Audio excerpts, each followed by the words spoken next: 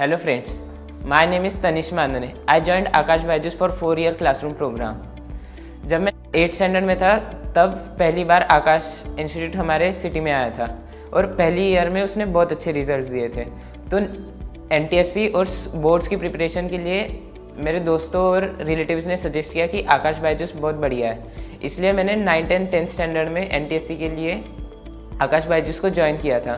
फिर मुझे यहाँ का टीचिंग स्टाफ और मटेरियल बहुत अच्छा लगा, इसलिए मैंने जेई मेंस और एडवांस की प्रिपरेशन के लिए भी आकाश बायजूस को ही चुना। मुझे 9th एंड 10th स्टैंडर्ड में ही साइंस में बहुत इंटरेस्ट था और जब 10th में फाइनली टाइम आया कि इंजीनियरिंग और मेडिकल, तो मैंने इंजीनियरिंग चूज़ किया क्योंकि मेडिकल में रटने वाला पार्ट बहुत ज़्यादा होता है जो मुझे अच्छा नहीं लगता और मैथ्स मेरा बहुत फेवरेट भी था, इसलिए मैंने इंजीनियरिंग चूज़ किया। मैंने एनथे पहली बार 8th स्टैंडर्ड में दिया था। मैंने 8th स्टैंडर्ड में जब दिया था तो उसमें मेरी ऑल इंडिया रैंक 902 आई थी। उसमें मुझे स्कॉलरशिप नहीं मिली थी, बट बिकॉज यहाँ पे टीचिंग और अच्छी थी तो मैंने एडमिशन ले ली थी।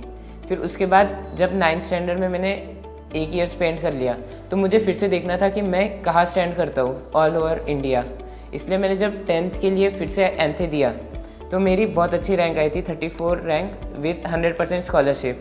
सो आकाश में रहते रहते मेरा बहुत अच्छा इम्प्रूवमेंट हो गया था और मैंने साथ साथ में 9th में IUQM भी क्वालिफाइड कर लिया था। My preparation strategy for JEE was consistency and hard work are 2 major important key for success. जो कंसेप्ट हमें क्लास में पढ़ाए गए हैं हमें उसको अच्छे से अप्लाई करते आना चाहिए। कभी कभी पेपर के टाइम ऐसा होता है कि हम पैनिक कर जाते हैं अगर हमारा टाइम मैनेजमेंट नहीं होता है और हम जो हमें कंसेप्ट आते हैं हम वो भी अप्लाई नहीं कर पाते, इसलिए हमें पहली बात तो पैनिक नहीं होना है, पेपर के टाइम कूल माइंड रखना है। उसके बाद मैं केमिस्ट्री के लिए फ़र्स्ट ऑफ ऑल सजेस्ट करूँगा कि NCERT लाइन बाय लाइन याद होनी चाहिए। सो केमिस्ट्री के लिए focus on NCERT। Physics and maths के लिए मैं बोलूँगा कि जो क्वेश्चन हमें क्लास में कराए गए हैं, जो टेस्ट पेपर में आए हैं, जैसे सक्सेस मैग्नेट, ECAPS और जो FTS होते हैं, उनके क्वेश्चन हमें अच्छे से आने चाहिए। और क्वेश्चन प्रैक्टिस फिज़िक्स और मैथ्स के लिए हमें सेपरेट टाइम निकाल के क्वेश्चन प्रैक्टिस की तरफ ध्यान देना चाहिए। मैथ्स में कुछ टॉपिक्स है जिनके फॉर्मूलेस और प्रॉपर्टीज़ हमें फिंगर टिप्स पे होनी चाहिए और याद होनी चाहिए।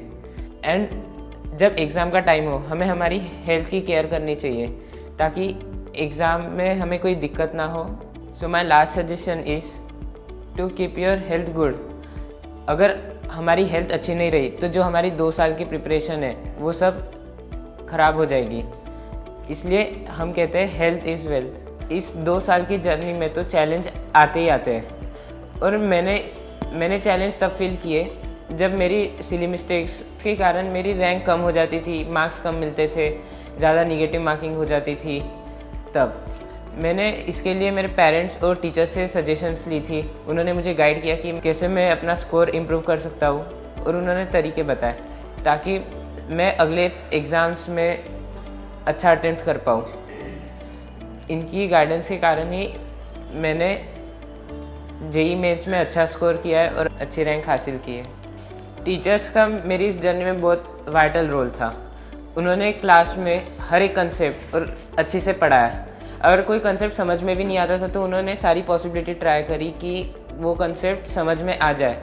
उन्होंने मेरे सारे डाउट्स अच्छे से क्लियर किए ताकि मैं फाइनल एग्ज़ाम के टाइम अच्छे से परफॉर्म कर सकूं।